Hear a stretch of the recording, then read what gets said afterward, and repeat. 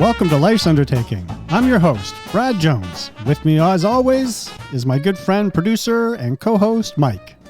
Brad, can I peel back the curtain and just tell the listenership that forever we added the music in post. So we would just chat, and then afterwards when you left, I would add the opening theme, which got us in trouble with Spotify because it had the Imperial March in there, and then I would add the closing music. But for the past several weeks, we've been doing the music live, and I'm here to tell you it's a whole different energy when we do that music live. Yeah, actually, I have to be paying attention now, whereas before I never had to. I also had to change seats. I made you change seats for the camera. Always sit in the chair left of here. Because and now that I'm on camera, I had to move. You're the boss. Like if you said to me, Mike, I'm sitting there, I would figure out the camera. Yeah, angles. but you told me this is where I had to do, so I just sat where you said I had to do because you're the boss.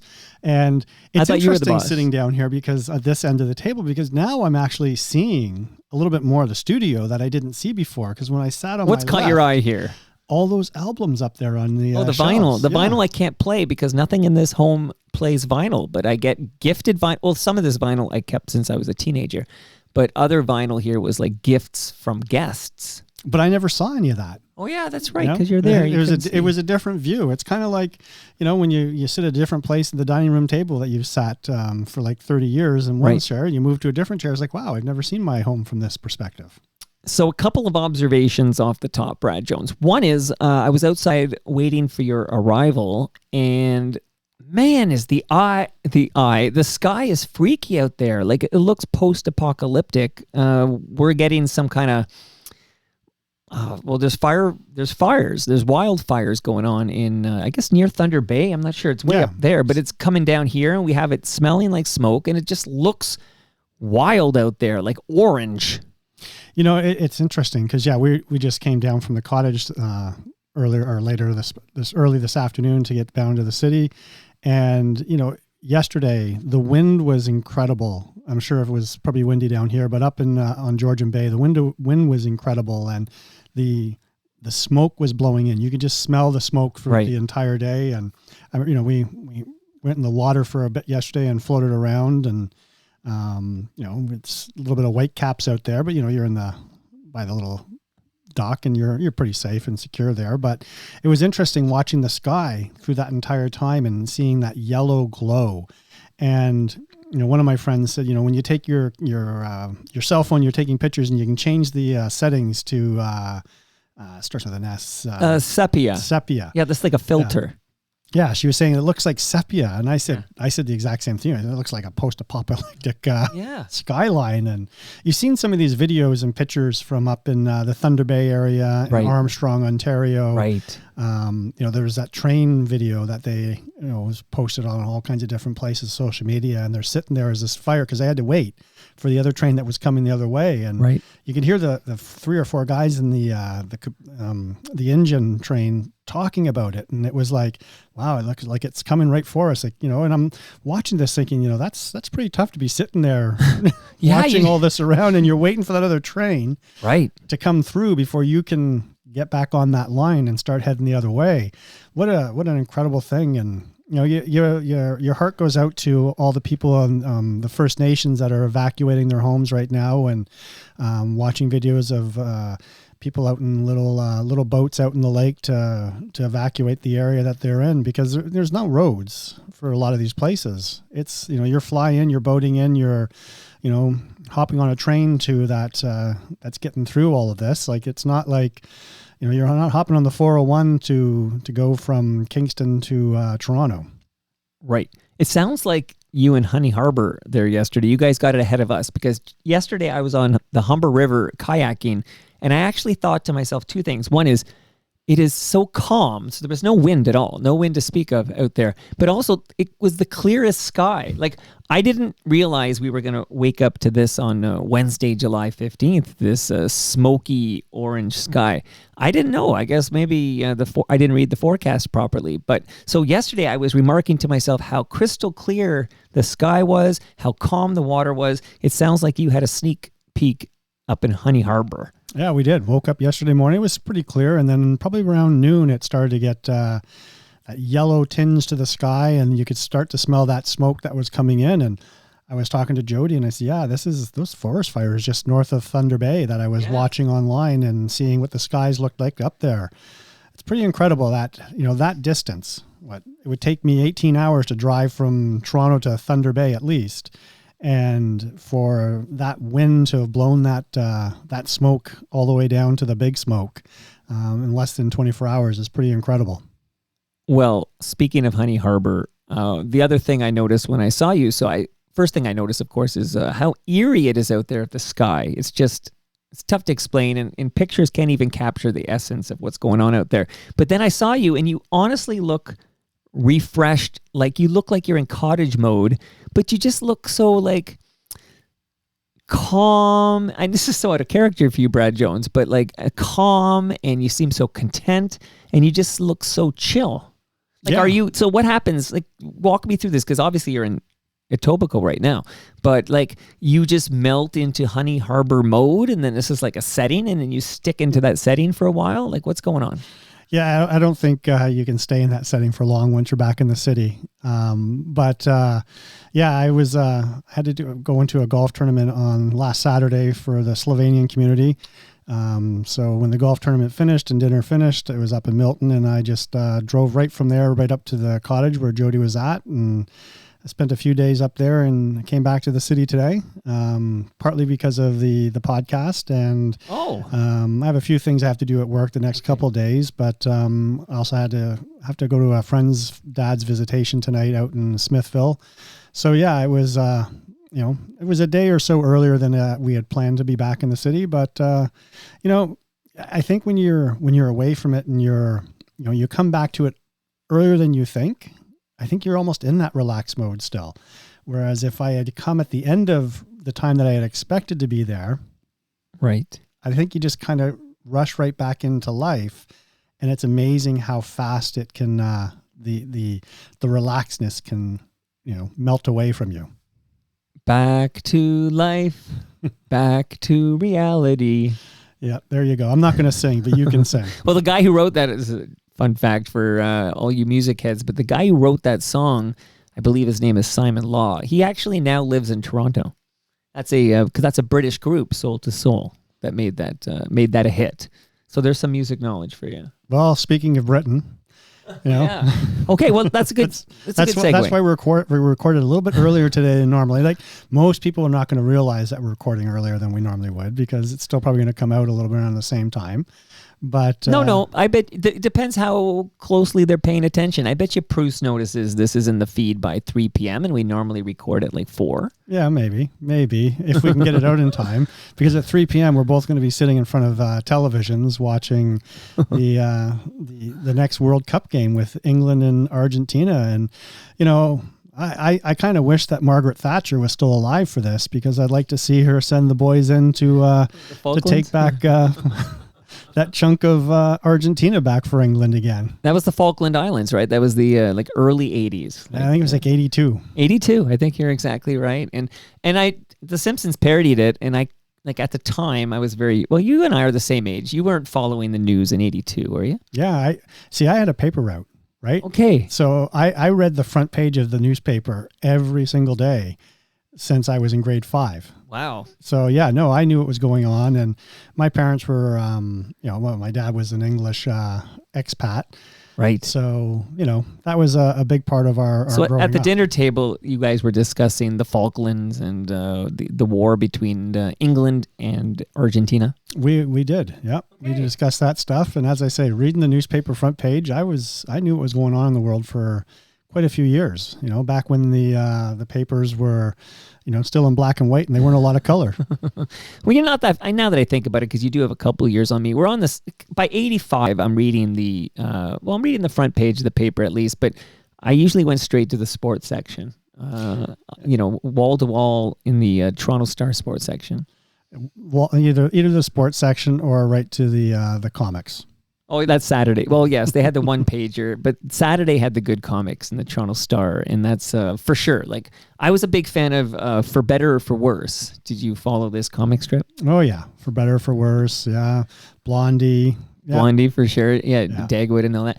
And who else was in there? The Peanuts comic strip was in there. That was always interesting. But yeah, I'm sure I'm not alone, but I miss, we'll get back to the World Cup in a moment, but I miss the Saturday comic section of the newspaper. You know, I not only do I miss the Saturday section of the comics, I actually miss that time you spent with the newspaper. Right. Me too. Whether it was at, your kitchen table, your living room, at the cottage, wherever you were, you used to spend that time. And now, you spend probably way more time on your electronic device, reading the news and getting some feeds, but looking at so much more stupid stuff, and your attention span starts to slip more and more because, you send a friend a reel that's like a minute or something that they need to read for a minute, and they send back a message to you like, it's too long, I can't be bothered. Right. It's like, what do you mean it's too long? We used to spend like 5 minutes reading a newspaper article. And now, if you get your newspaper online, right? Like I get the Globe and Mail, the Toronto Star, and a few other publications online now. And you open up an article in the Globe and Mail and it tells you that it's going to be a 4-minute read. And that's too long. People need to know. Who's got that kind of time? People need to know how long they have to spend on something, whether they'll read it or not. It's crazy. But Brett, absolutely. Our attention spans are fried. Absolutely, mainly by like social media and these quick hits. And even this episode of Life's Undertaking will probably clock in at like 26 to 30 minutes. Okay, that's typical. And that's a lot for people to digest in this day and age. They're like, oh, just give me the 90-second clip on Instagram or something like that.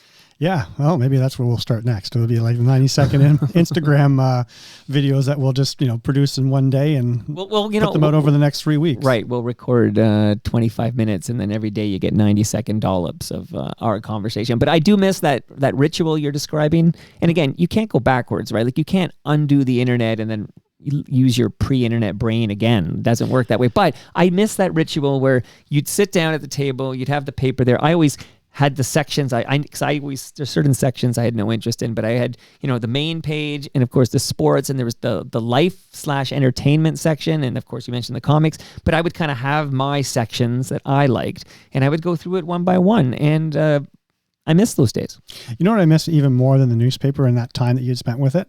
I miss Sundays. I miss when, there was nothing open on a Sunday, so you were forced to actually stay home and like spend time with your family or hang out with your friends, or you'd have those family barbecues where the whole family would come together, or a family meal. Like those are things that you can still do that, Brad. No, it's harder because so many people are being pulled in so many different directions. So even trying to organize like a birthday party. So my mother-in-law turns 93 this weekend. Wow. And we're all getting together on Sunday, and some of the kids are working, some of the kids had previous plans like concerts and stuff like that they were going to, and it's crazy how busy. But you have a big family. Like it's syncing up the family schedule when you have a family your size is never going to be easy, whether you're in 1985 or 2026. I disagree, because in 1985 we had a huge family with all my cousins. Okay.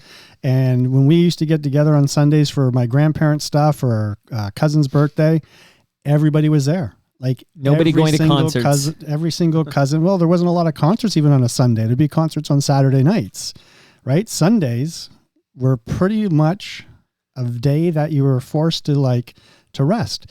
And it's interesting because I read this article the other day, and the Gen Zs, whatever they're called, are looking for ways to like slow down and relax, and they're saying like, we want to take one of the weekend days and use it as our relax day, so we're not responsible for anything. Right. And I'm like, oh, so like Sunday.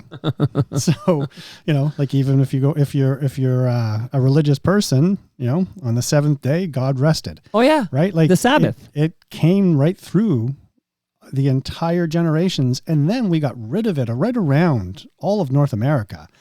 And I think it actually really hurt, people's souls, not like the religious souls, the relaxation souls. And I think that's what it is. We forget how much it means for us to actually, decompress and relax. And, even if you just have one day a week that you're forced to actually do it, right, it makes a huge difference. Now, I know there's some cultures where this is essential. Like I know, for example, Jewish friends where they celebrate the Sabbath on Saturday, and it's about, they don't they really do rest and they get together and there's a big meal. The Sabbat, I think, is the term I'm looking for. But also I know Italian friends where it's like they have this like recurring Sunday afternoon like big dinner, or I guess it's like a lunch or whatever, a big lunch, and everybody drops by for this meal. Like it's really the focal point where the family can remain intact. Once in a while, somebody might have a concert, but usually people show up. Yeah, no, and those are great, right? But some people have to work, right? And it used to be like, if you're like, if you're a nurse, you're a doctor, you're an undertaker, all kinds of things that had to work, right?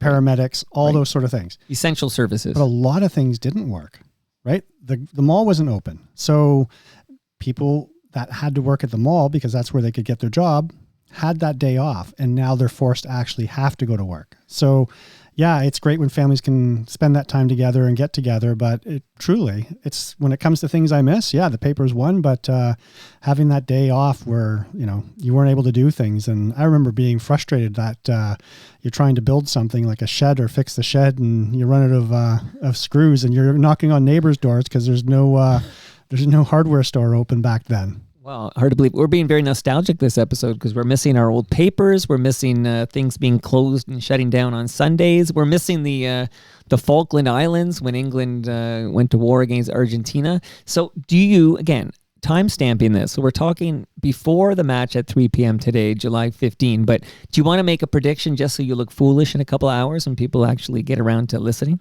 Well, I'll guarantee I don't look foolish. Okay. One team's going to win. Okay. I don't know which yet. Hunch? Any hunch on England versus Argentina? I don't have a hunch. I just have my own wish, and I hope it's England. You're rooting for England. I am rooting for England. I think talking to so many people around the world, almost everyone's rooting for England because it sounds like everyone doesn't want Argentina to win. I think except for the messy heads. All my friends in South America, like Colombia. Oh yeah. Brazil. They're all rooting against Argentina, and I think I really want to England to go through. I'd love to see see us get redemption from Maduro. The hand of God. What was his name? Maradona. Diego Maradona with the hand of God, and that was back in the I think it was 86. Yep, that was it. That was 86 because 82 Italy won. Yeah, it was 86. Yeah. So West Germany we need to get some redemption for that, and but I'd love to see England go through. Like they're such a great team. I watched the game yesterday with France and Spain. Yeah. And France just flopped. They didn't have an attack on the entire game. They didn't look good the entire game. And I really hope that we don't have that experience today from Argentina or from England.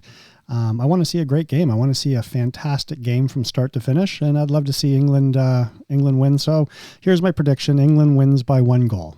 Okay, so people, I'm not editing this in post. If you call me and say, Mike, change that prediction, I was wrong, I'm not touching it, okay? So this is preserved here. The last time Argentina won the World Cup was way back in 2022, Brad, if you can believe it or not. 4 years ago. So long ago, yep. Yeah. England, 1966. Yeah, a long time ago. It's like the Leafs, right? I'm just setting you up here. I know where you're going. Yeah, it's been coming home for a long, long time. But I think what's that chant that goes? It's coming home. No, the other one when they go on to play Germany, they like to sing it. 2 world wars and 1 World Cup. England. That and there's a lot of historical relevance to these matchups, particularly if it. Like the one today has got a great. You mentioned Falklands and all that, but if it is England and Spain, there's a lot of historical relevance there too. But I got to say, I was hoping that we'd have an England-France final. I just thought that would bring with it kind of the one of the bigger chunks of history. Yeah, I think that would have been fun. Oh, well. It's funny. Messi, he's been playing on the senior national team since he was 18.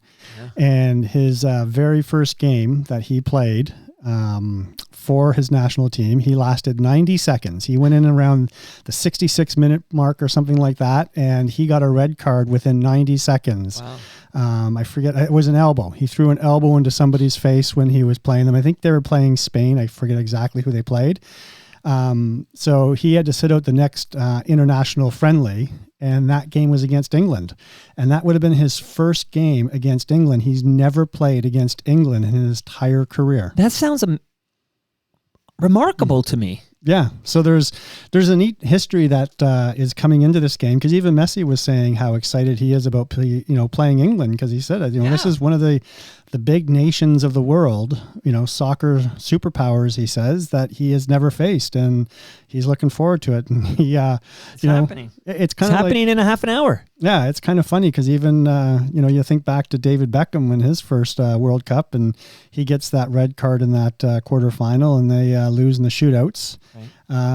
And he was hated in England the very next day. It was, I think the headlines were celebrating 10 players and hating one. Right. Now, what else?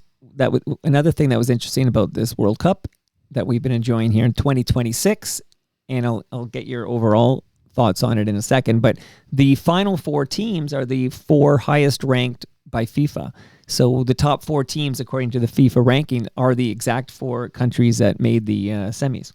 Yeah, I think the way it goes, isn't it? France is number 1, number 2 was Argentina, 3 is Spain, and 4 is England. You got it. The number 1 team went down to the number 3 team, and let's hope the number 4 team takes down the number 2 team. And I think number 5 was Morocco, who took out Canada. I think so. Could have very well been. I got to go check out my FIFA rankings here. There's nothing corrupt about that. So overall, as it all winds down, and it's been a month of so many matches. I think there were like 105 matches or something in this thing. Even our own home city, Brad, hosted several matches here in Toronto here. But what are your thoughts overall on this tournament as we head into the last semi? I think it's been phenomenal. I actually even was messaging back and forth with Rob about this, because there's a lot of joy that's been happening with this World Cup, and all these people that have come from Europe and the Asia countries and the Northern Africa countries that have come over to North America to watch these games. They've had such an amazing experience, and I think more so in the U.S. than in Canada, the experience has been so good, because I think they've been fed so much negativity about the United States for so long that they couldn't get over it. The Tartan Army in Boston, the Moroccan and the Algerian team being, I think the Algerian team was in Texas, and they were playing most of the games in Texas, and the town that they were in basically adopted them and was supporting them and wearing all their shirts and their jerseys. And I think the players were looking at this and they were so surprised and so shocked, but I think the fans that have been coming have been so amazed at how incredibly beautiful, all 3 of these countries are. I wish Toronto had a bigger stadium. I think, although I found it kind of charming that Portugal versus Croatia, the coach of Portugal came out to say that it reminded him of the old Premiership stadiums, and it had some charm and some intimacy that he quite liked. Yeah, no, there's definitely that, but I just wish that we had a bigger stadium so we could get more people into them, because getting tickets in Toronto was extremely difficult. I had friends that went down to Boston and Philadelphia to watch games because they could get tickets a lot easier and a lot cheaper. When you only have 40,000 or 41,000 seats compared to 85,000 seats, or what do they have in Mexico, like some of those stadiums at 100,000 seats. Jeez.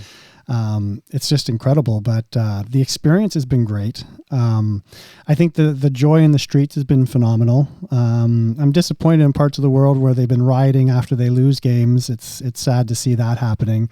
But I guess it's no different than what we see in Montreal when they lose the Stanley Cup. Or when Guns N' Roses have to cancel their concert. They also rioted for that. Yeah, and I can't say what it would be like in Toronto if the Leafs lost a Stanley Cup playoff, because they'd have to get to the actual end game to see what would happen here. But I would like to believe that Torontonian fans would be very jubilant, just like we were when we lost the World Series last year, how much we loved our team. And when we won the World Series in '92 and the celebrations, and when we won the NBA championship in 2019, like the celebrations, I think countries could learn from how we're celebrating stuff over here in North America during this World Cup. And I hope that I hope that everyone's enjoyed their time in North America and Canada. And I, look forward to England bringing it home.